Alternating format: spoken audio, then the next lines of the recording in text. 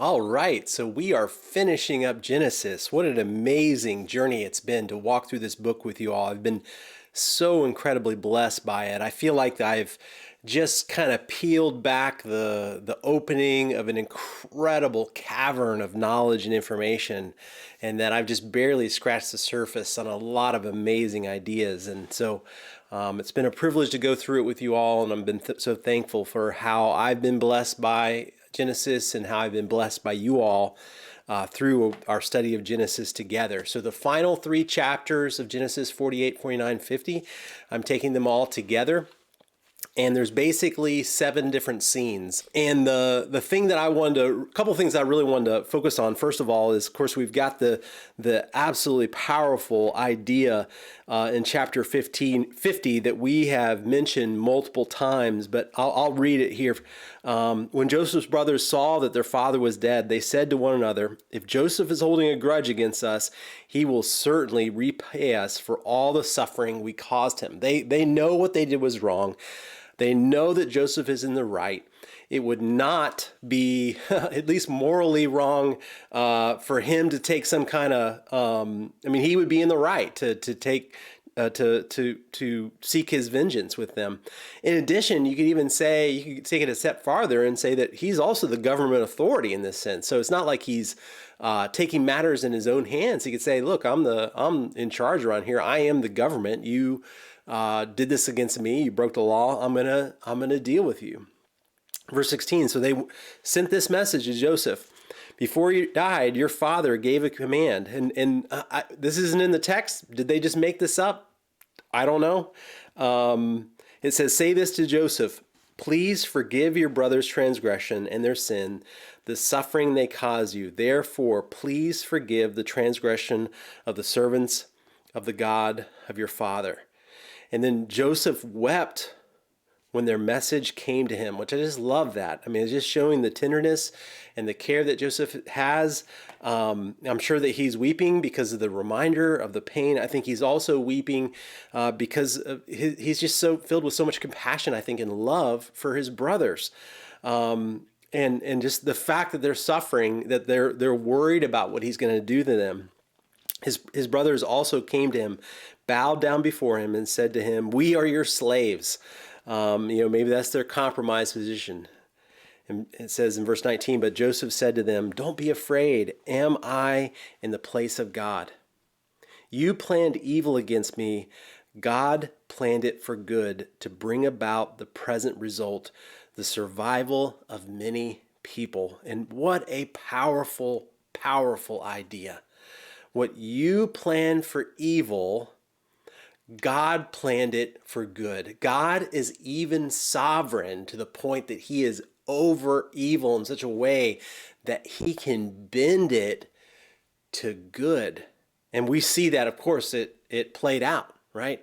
How the suffering that Joseph had to go through at the evil hand of his brothers, God used to cause, perhaps millions of people to survive, not to mention the generations of people that came after that.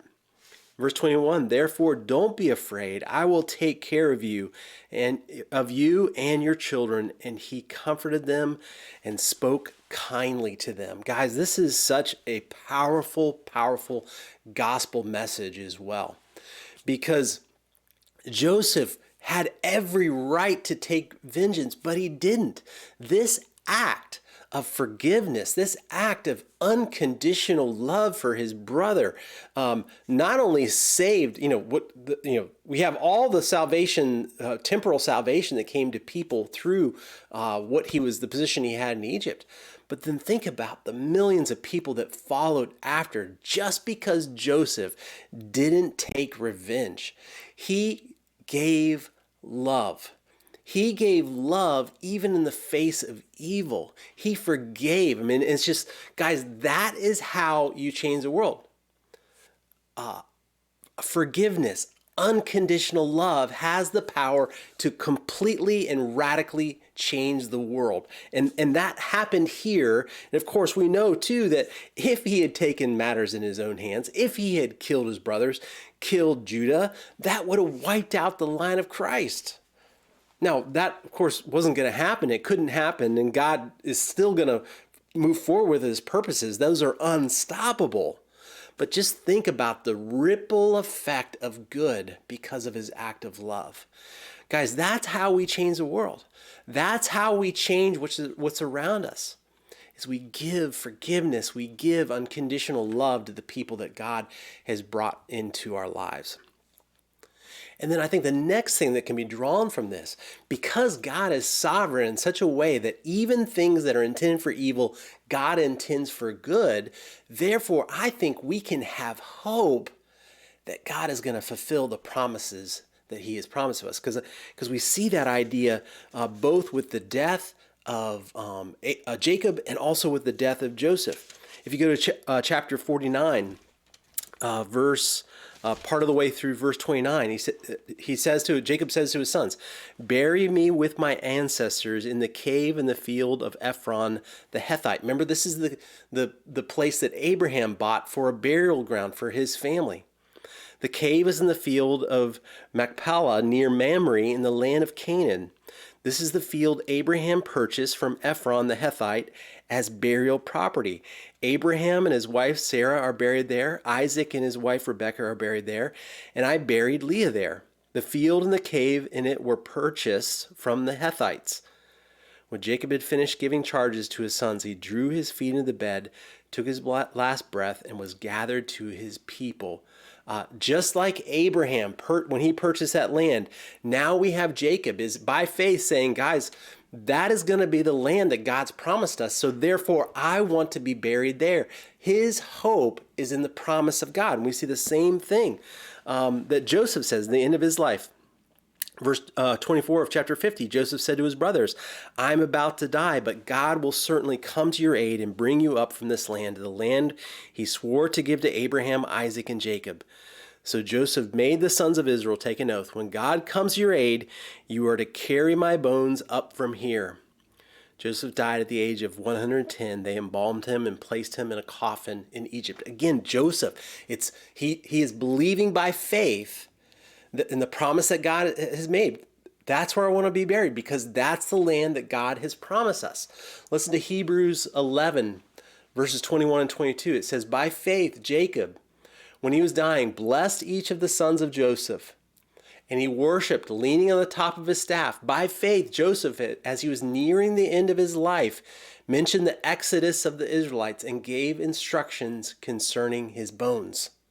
They were believing the promise of God that he was going to give them that land. And I think that also applies to us. We have a similar kind of promise. Look at 2 Peter chapter 3, verse 13.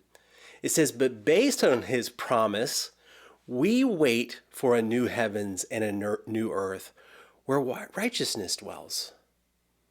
Guys, because of God's sovereignty, and all the faithfulness that we've seen, even that he will work what's meant for evil for good, therefore have faith and hope in the promises that he has into the future. And I just want to read several passages now that deal with the idea of this new heavens and this new earth. And just let the ideas of these things just bathe over you. And I want to encourage you, like, do I put my hope in that? Am I looking forward to that? Is that what I'm hopeful for? Isaiah 65:17, "For I will create new heavens and a new earth. The past events will not be remembered or come to mind."